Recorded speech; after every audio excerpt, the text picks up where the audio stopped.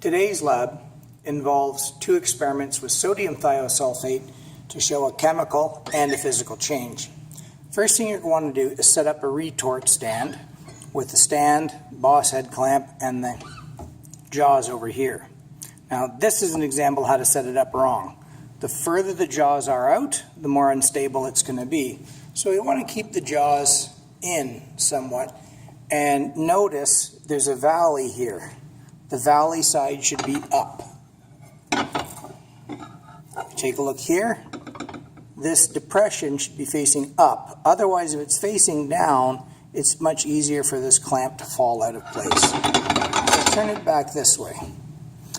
Now, any test tube you use should try to be a lipped test tube. So if you see the lip on the test tube here, this helps hold it in the clamp. If there's any cracking on the test tube, it's to be thrown out. It's not worth it to try to heat it and have it break. So when I put the test tube in the clamps, you just have to tighten it lightly. That's not how we want to mount it, because it can slip like that. So you're better off letting it slip till it rests right on the rim and then just lightly tighten it. Don't cramp down on it. Remember, things expand when they're heated, and if you over tighten these jaws, when you put the flame to the test tube, it may shatter. Heating a test tube in the vertical is frowned upon. It's going to geyser out like a volcano. So I'm going to rotate this whole unit this way, and then I'm going to grab the clamp, not the tube, and tilt it. And I'm going to tilt it about 30 to 45 degrees is good enough at the board. Right? That way, if it does geyser, it hits the wall, not you or your partners. At this point, the Bunsen burner won't fit. So you grab the whole unit and you go up till you reach a height where you can get up with the burner.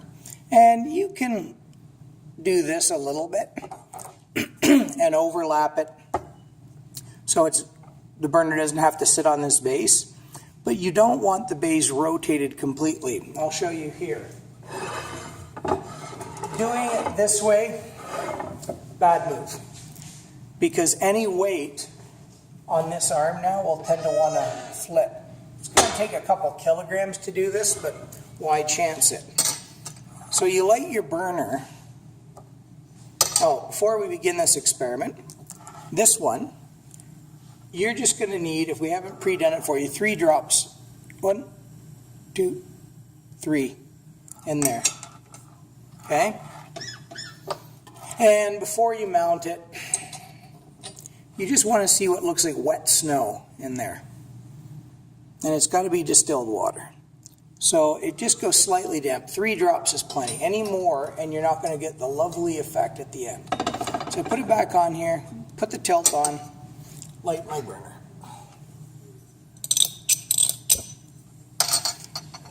Flame's too high. Dial the flame down, and without lifting the burner off the desk, you can waft it. If you must lift it, grab it by the base, not the cone, and you can just lightly go back and forth.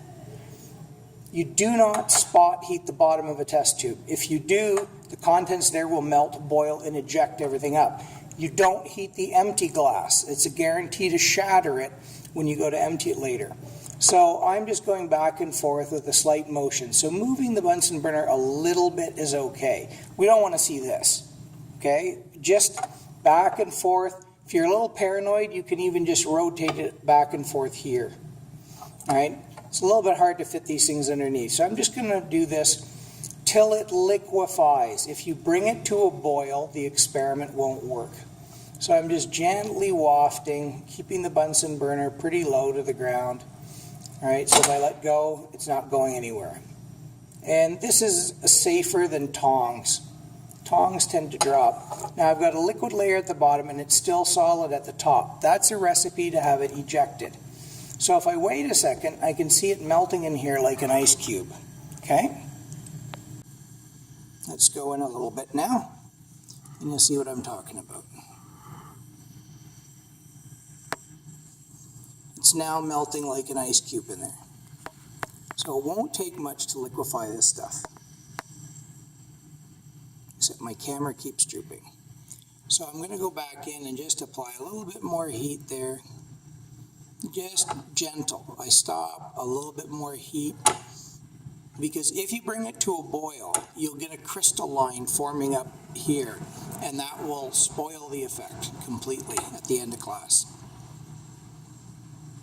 A little bit more heat.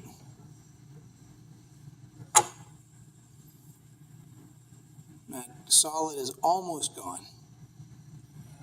Just gentle. I'm just rocking the burner around. I'm not lifting it off the desk. Oops, a little bit of boiling at the top. So we want to avoid that. Looks like I'm completely liquefied now. And I'll show you what we don't want to see. You can then grab the clamp, rotate the test tube back to vertical where it's going to sit as long as you have time in class. And let's take a quick look at what we see in here. Let's get it to focus here. There we go. Do you see that dry powder at the top? That's what we're trying to avoid.